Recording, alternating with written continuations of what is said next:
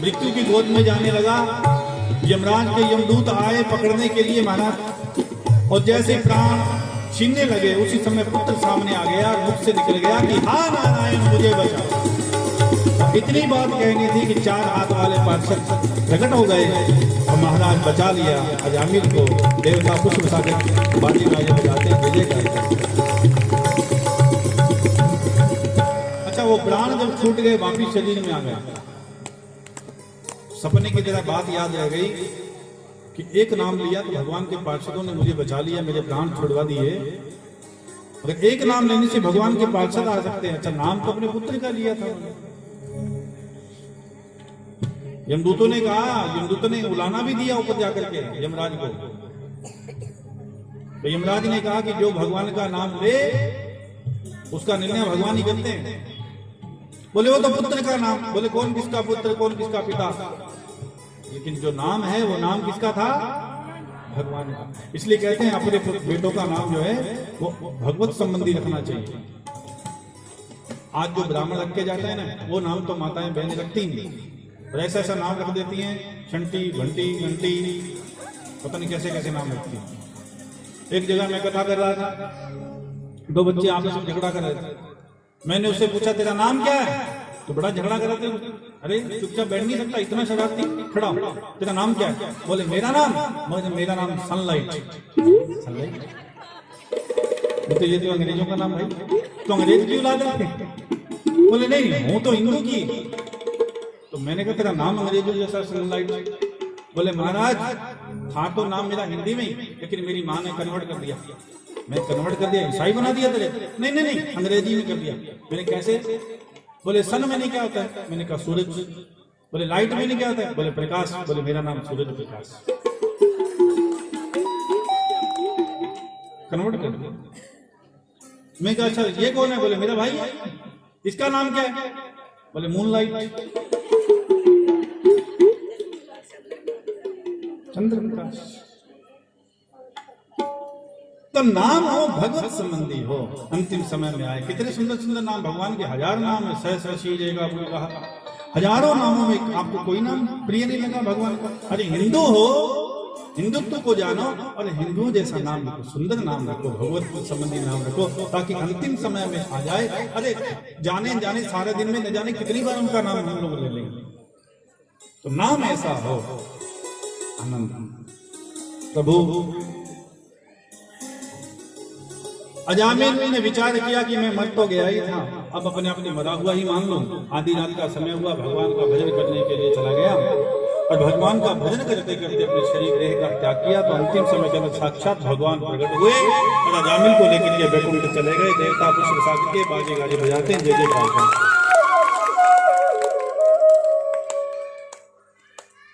21,600 श्वास से हम लोग लेते हैं, हम और आप सभी। और एक श्वास की कीमत पूरी दुनिया का धन आकर के इकट्ठा करके रख दिया जाए तो एक श्वास की कीमत पूरी नहीं कर सकते। इसलिए कोशिश करो कि ज्यादा से ज्यादा जो है श्वास भगवान के नाम से हमारे निकल जाए, तो हमारा बेड़ा पार हो। श्रीमन नारायण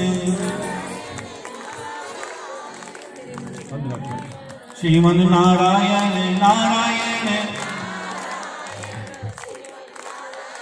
देखो करने जाना ना, ताली ठीक ठाक किया होगा, कोई तो बजाएगा नहीं। और देखो मैंने क्या बंद कर दिया, पैक करनी है। ऐसे नहीं रहते, मैं सिखाता हूँ आपको ताली बजाना। हाँ तो दोनों हाथ ऐसे करो, पहले सीधा। जलेबी जलेबियाँ अभी ने बिड़ाओ। अब बोलो श्रीमन नारायण नारायण नारायण श्रीमन नारायण नारायण नारायण श्रीमन नारायण नारायण अजमन नारायण नारायण नारायण अजमन नारायण नारायण नारायण श्रीमन नारायण नारायण नारायण श्रीमन नारायण नारायण गोपाल बोलो गोविंद बोलो हरि गोपाल गोविंद बोलो हरि गोपाल बोलो हरि गोपाल राधे रमण हरि गोविंद राधा रमण हरि गोविंद गोविंद बोलो हरि गोपाल गोविंद जय जय गोपाल जय जय राधा रमण हरि गोविंद राधा रमण हरि गोविंद गोविंद जय जय बोलो गोपाल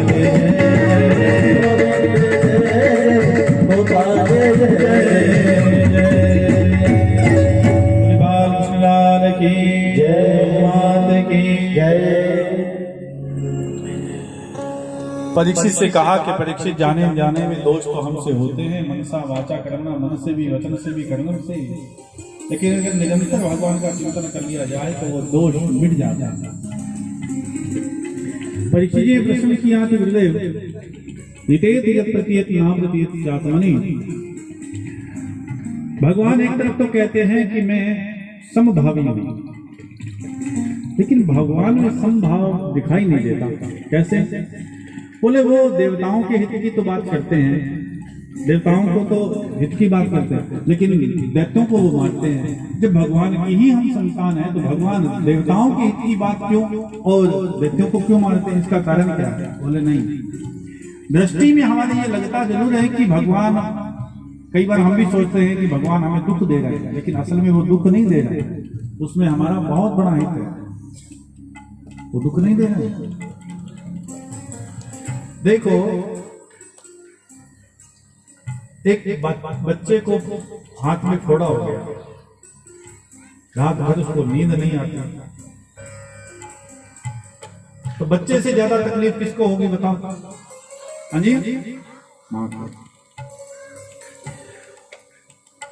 वो डॉक्टर के पास में लेकर के गई, कहा कि मां देखो हाथ पे फोड़ा हो गया, बच्चा सो नहीं पाता रात को, तो आपको इलाज करो। उसने देखा कि बोले भाई बात ऐसे, इसका तो चीरा लगाना पड़ेगा, चीरा नहीं लगवाओगे तो आगे बढ़ता जाएगा, हाथ कटवाना पड़ेगा। तो आप देख लो, चीरा लगवा सकते हो तो मैं चीरा लगाऊं तो इसका हाथ ठीक हो सकता है, अन्यथा नहीं होगा। माँ क्या कहेगी? कल को हाथ कटवा देंगे? बोलो नहीं। बोले चीरा लगा दो। अब चीरा लगाने के लिए वो चक्कू उठा करके लाया, जो डॉक्टर के पास में होता है, और जैसे ही चक्कू उठा करके लाया तो वो लड़के ने, बच्चे ने देखा कि चक्कू लेकर जा रहा है, ये काटेगा। अब माँ ने हाथ पकड़ लिया, लो डॉक्टर साहब चीरा लगा। और अब वो बच्चा क्या करता है, भयभीत तो होकर के उस चक्कू से माँ को मारने लगता है, झटपटाता है, कभी लात मारता है, लाते मारा है, हाथ मार रहा है, बाल खींच रहा है, तो मुझे दर्द दिलवा रही है, पीड़ा दिलवा रही है डॉक्टर से। और माँ हाथ पकड़े हुए खड़ा, वो चक्कू लगा रहा है, डॉक्टर उसको काट रहा है। अब मुझे ये बताओ कि माँ उससे, उस पीड़ा से उसे मुक्ति दिलवा रही है या उसे पीड़ा दिलवा रही है? बोलिए, मुक्ति दिलवा रही है। बस यही हिसाब किताब भगवान का है, समझ आ रहे? भगवान चाकू डॉक्टर के हाथ में भी होता है और चाकू डाकू के हाथ में भी होता है, दोनों पेट फाड़ते हैं। डाकू का चाकू भी पेट फाड़ता है और डॉक्टर का चाकू भी पेट फाड़ता है, लेकिन दोनों में अंतर है। अंतर क्या है? एक तो मारने के लिए पेट फाड़ता है और एक बचाने के लिए पेट फाड़ता है। अब विचार हमारा है कि हम भगवान को क्या मानते हैं, डाकू या डॉक्टर? दुख दोनों में हो रहा है, दुख दोनों में होता है, लेकिन दोनों में अंतर है। एक तो दुख का निराकरण करने के लिए वो थोड़ा पेट फाड़ता है, दुख देता है, थोड़ा दुख देकर के भगवान भी परीक्षा लेते हैं। और कौन से भक्त की परीक्षा नहीं ली, मुझे बताओ? भगवान सभी के जो भक्त हैं, परम भक्त हैं भगवान के, उनकी परीक्षा लेते ही लेते हैं। बोली भक्त भगवान की। बच्चा ऐसे फर्स्ट डिवीजन में पास नहीं होता कि स्कूल गया था साल फर्स्ट डिवीजन में पास हो गया, नहीं, परीक्षा उसको देनी पड़ती है, दिन और रात उसको पढ़ना पड़ता है, तब जाकर के वो मारा है। पूरा वर्ष जाना पड़ता है, पूरा वर्ष उसको दुख देखना पड़ता है। कथा सुनाई थी, परीक्षित जी कहते हैं कि परीक्षित जी से कहा कि मैंने तुम्हें कथा सुनाई थी हिरण्याक्ष और उसका एक भाई था हिरण्यकश्यप। तुम कहते हो कि भगवान दुख देते हैं, भगवान एक को मारते और एक को ताड़ते हैं, लेकिन असल के अंदर भगवान ताड़नहार है, मारनहार नहीं है। भगवान ने जिसको भी मारा उसका कल्याण ही हुआ। पूतना जैसी राक्षसी को मारा तो मारा कल्याण, ताड़का को मारा तो देखो एक ही बाण प्राण हर लीना, दीन जान कर निज दीना।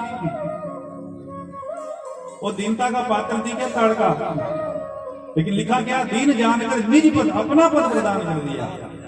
तो भगवान तारणहार नहीं है, भगवान तारणहार है, मारनहार नहीं है।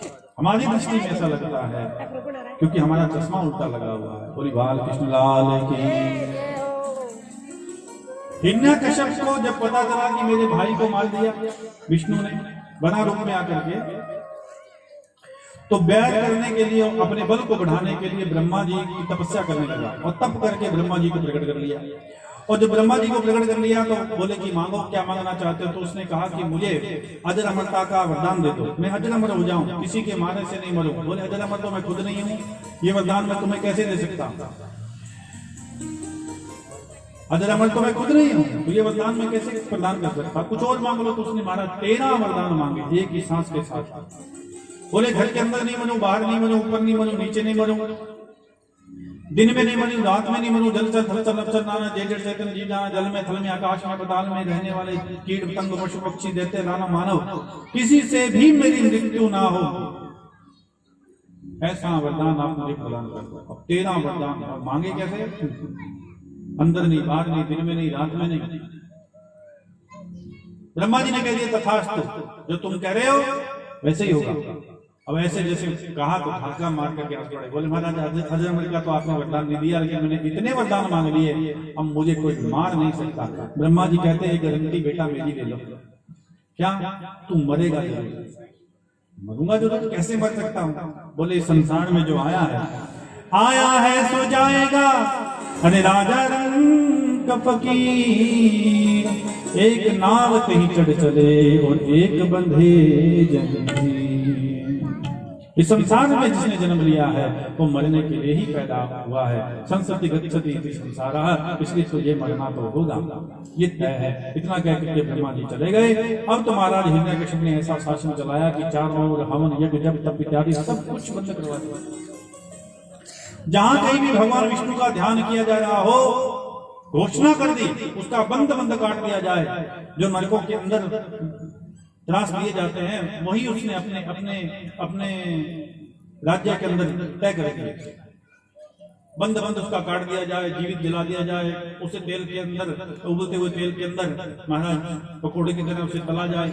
ऐसे करते हुए उसने ऐसा शासन चारों चलाया कि कहीं भी भगवान विष्णु का ध्यान नहीं होना चाहिए। मगर भगवान की कृपा ऐसी हुई कि उसी के गर्भ के अंदर उसकी पत्नी क्याधु के गर्भ से भगवान का परम भागवत भक्त पैदा हुआ, जिसका नाम था प्रहलाद। बोलिए प्रहलाद भक्त की। महाराज बचपन से ही नारद जी के द्वारा गर्भ के अंदर ही वो शिक्षा प्राप्त कर लेता। नारद जी आते रहते क्याधु जी के पास और भगवान का भजन और भगवान की लीलाओं का वर्णन करते रहते, तो गर्भ के अंदर ही प्रहलाद सब कुछ सीख गया, ज्ञान प्राप्त कर गया। इसलिए कहते हैं कि माँ के गुण ही बच्चे में जाते हैं। माँ जब गर्भावस्था के अंदर हो तो उसे ज्यादा से ज्यादा भगवान का भजन चिंतन, भगवान की कथाएं सत्संग ज्यादा से ज्यादा सुनना चाहिए, सुंदर काम अच्छे काम से ज्यादा करने चाहिए। तो महाराज उसके घर में एक संस्कारी पुत्र पैदा होता है, क्योंकि गुण माँ के ही होते हैं जन्म से पहले। आपने कौटल्या इत्यादि आपने देखा होगा कि कौटल्या छोटा सा बालक है और एक लड़की और है, वो भी उससे छोटी है, जो गीता का पूरा अध्ययन महाराज को सुना देती है, सारे के सारे श्लोक सुना देती है। कौटल्या जो महाराज चलता फिरता गूगल है, छोटा सा बच्चा है, तो वो कैसे सीखा? तो उसकी माँ कहती है कि मैं जीके पढ़ती रहती थी, और ज्यादा से ज्यादा मैं जीके पढ़ने के अभ्यास करती थी। तब ये गर्भ में था और मैंने इतना जीके पढ़ा, ये इसके गर्भ में ही पढ़ लिया, और 3 साल से प्रसिद्ध हो गया गर्भ। तो गर्भ के अंदर बालक हो तो विचार करें, ज्यादा से ज्यादा आप पूजा पाठ, जप तप, नेम, सत्संग, कथाएं इत्यादि ये ज्यादा सुने माताएं बहनें। लेकिन कहाँ आजकल, मैंने कल कहा ना, बनती पीढ़ी है, बहुओं को टाइम नहीं है। किससे? रोटी बनाई, उसके बाद मोबाइल चलाने में, अंगूठे दिखाने में, हाँ, जिसे हम कहते थे ना वो टैंगो ले ले, आजकल उसको लाइक बोलते हैं, नहीं है? तो ज्यादा से ज्यादा हम लोग उसके अंदर अपना समय व्यतीत कर रहे हैं, व्यर्थ में अपना समय व्यतीत कर रहे हैं। बल्कि समय जिसको देना चाहिए तो उसको देना ही भूल गए। माँ बाप को समय देना चाहिए था, बड़े बुजुर्गों को समय देना चाहिए था, अपने भाई बंधु सगे संबंधी उनको समय दो, सभी से प्रेम का भाव का समय दो। आजकल तो महाराज रिश्तेदारी उंगलियां निभा रही है। कौन निभा रहा है? उंगलियां, मोबाइल पे बस, और कुछ नहीं। मिलना जुलना सब बंद हो गया, प्रेम भाव भी कम हो गया, पूजा पाठ जब तब भी कम हो गया। सीरियल देखते हैं हम लोग, रियल नहीं देखते। अरे सीरियल तो एक ये है कि महाराज वो तो केवल अपने को बुद्धू बनाने के लिए वो सीरियल बनाए गए हैं, पिक्चर बनाई गई है, लेकिन रियल तो ये है, रियल वास्तविकता ये है, और यही हमारे काम आएगी यहाँ भी और वहां भी। ये ध्यान रखें, इसलिए रियल में जाओ, सीरियल में मत जाओ। जो एक पंडा प्रहलाद बचपन से ही भगवान का भजन चिंतन करने लगा।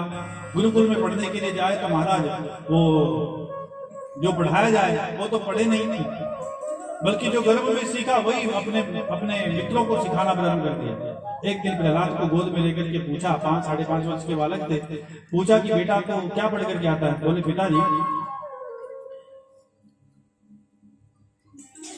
कि ये मानवा पाप कृतस्तु सर्वदा सदा दुराचारता विमार्गगा क्रोधा अग्नि दग्धा कुटिलाच कामिना सत्ता यग्नि करो पुनस्थिते।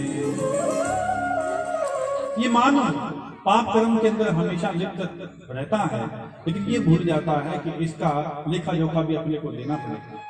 पिताजी ये शरीर जो है, देह है स्त्री मांस रुद्रे विभिन्न तुम जाया सुदादीशु सदा ममता विभिन्न, ये हाड़ मांस का शरीर जिससे हम प्रेम करते हैं, ये शरीर मिटने वाला है।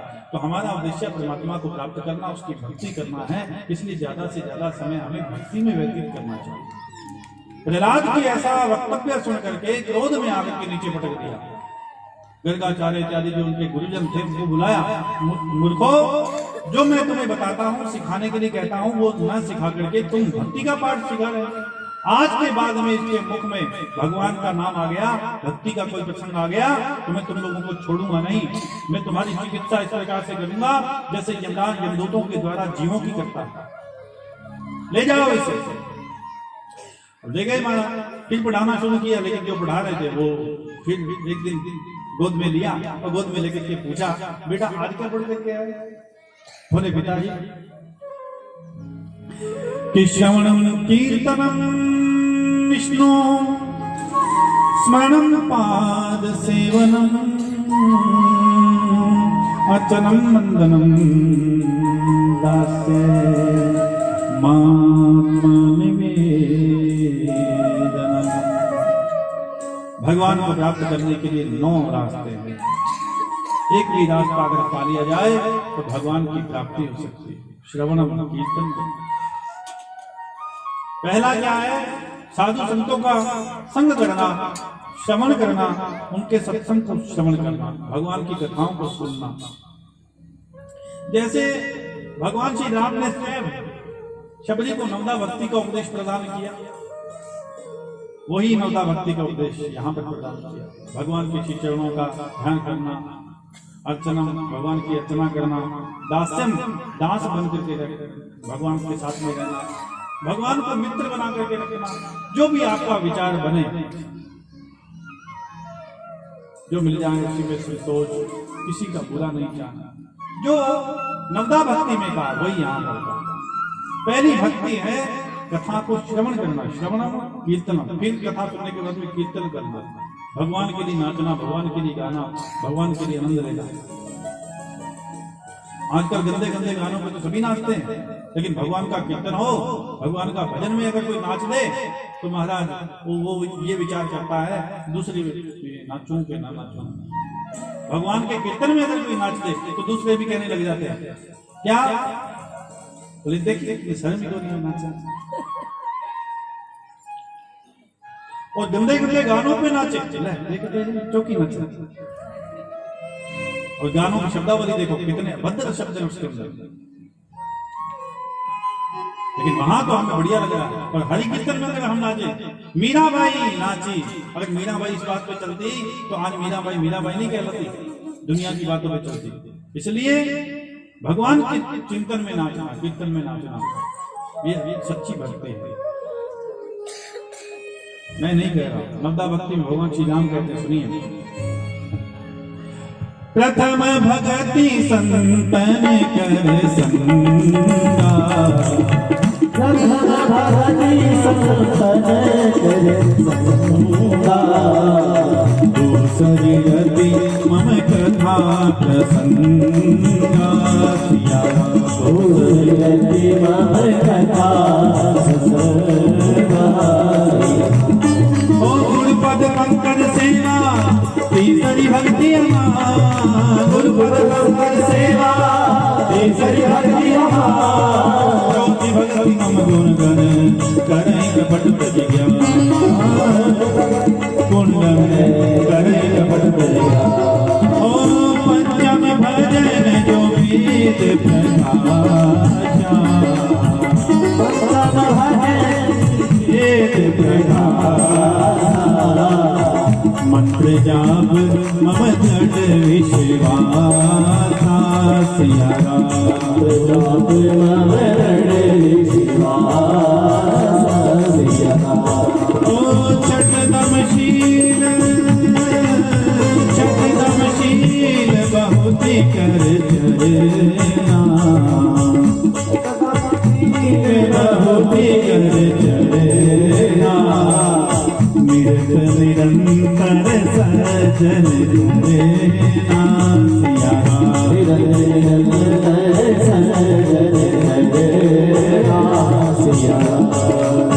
सातवां समय मोहे, सातवां समय मोहे मैं जग देखा, मोते संत अधिक करेगा, सिया राम मोते संत अधिक करेगा, सिया राम। आठवां था लाभ संतोषा, आठवां था लाभ संतोषा, सपने हो नहीं देखनी पर दोषा, सिया राम सपने हो देखनी पर दोषा, सिया राम। नवम सरल सब छल छलहीना, नवम सरल सब छल छलहीना, मम भरोसे ये हमेशा लीना, सिया राम मम भरोसे लीना, सिया राम। प्रथम भक्ति संतन प्रसंगा, पहली भक्ति संतों का संग करना, दूसरी मम कथा प्रसंगा, भगवान की राम की कथाओं का सुनना, भगवान की कथाओं को सुनना, गुरुपद पंकज सेवा, गुरु के श्री चरणों का ध्यान करना, ये तीसरी भक्ति। चौथी भक्ति में गुणगण करें कपट के ज्ञान, कपट का त्याग करके भगवान का चिंतन करना। पांचवी भक्ति पंचम भजन जुवेद प्रकाश, पांचवी भक्ति है भगवान के भजन करना, भगवान के लिए नाचना, भगवान के लिए गाना। पंचम भजन जो वेद,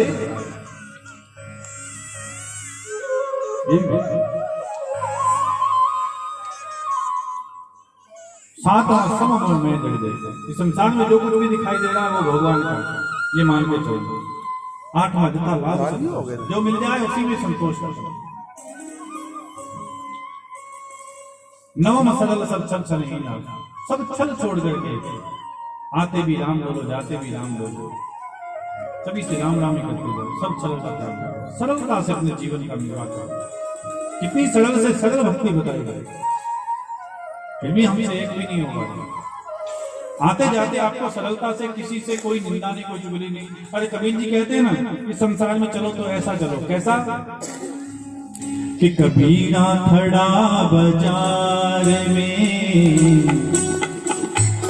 अरे सबकी मांगत है, ना काहू से दोस्ती, ना काहू से भैया, ना काहू से।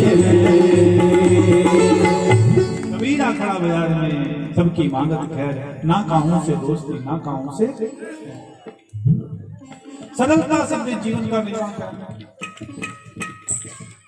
नवदा भक्ति का उपदेश जैसे ही पिता को प्रदान किया तो उसी क्षण महाराज क्रोध में आकर के प्रहलाद को नीचे पटक दिया। शंडावर्ग नाम के सैनिकों को और गुरुजनों को बुला करके कहा कि इसे मार डालो। आज मुझे पता चल गया कि ये कोई देव है जो मेरे यहाँ पुत्र बनकर के पैदा हुआ है मुझे छलने के लिए। ऐसा मत विचार करना कि ये मेरा पुत्र नहीं, ये कोई देवता है जो पुत्र बनकर के मुझे छलने के लिए आया है। इसे मार डालो, इसे काट डालो। महाराज सैनिक पकड़ करके ले गए। आदेश मिला कि चाहे कुछ भी करो। मारने के लिए जब गए महाराज,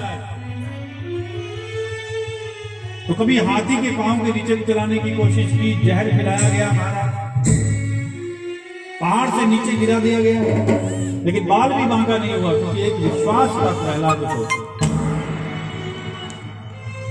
कि संसार में भगवान ही सब कुछ करते हैं। अगर भगवान मुझे बचाने वाला है तो मुझे कोई मार नहीं सकता। उबलते हुए तेल के कढ़ाई के अंदर महाराज डाल दिया, लेकिन वो भी शाम को गया। मारने के लिए अनन्य प्रयास किए गए, लेकिन जब मार नहीं पाए तो अंतिम में होलिका जो हिरण्याकश्यप की बहन थी, उसको ये वरदान था कि वो अग्नि में जल नहीं सकती थी, लेकिन शर्त एक ही थी कि पुरुष का हाथ नहीं लगना चाहिए। तो प्रहलाद पुरुष लिंग है, गोद में लेकर के बैठ गई महाराज। बालक समझा पुरुष तो है ना, वो गोद में लेकर के बैठ गई और जैसे ही अग्नि जलाई तो महाराज वो स्वयं जल करके राख हो गई। प्रहलाद का बाल भी बांका नहीं हुआ।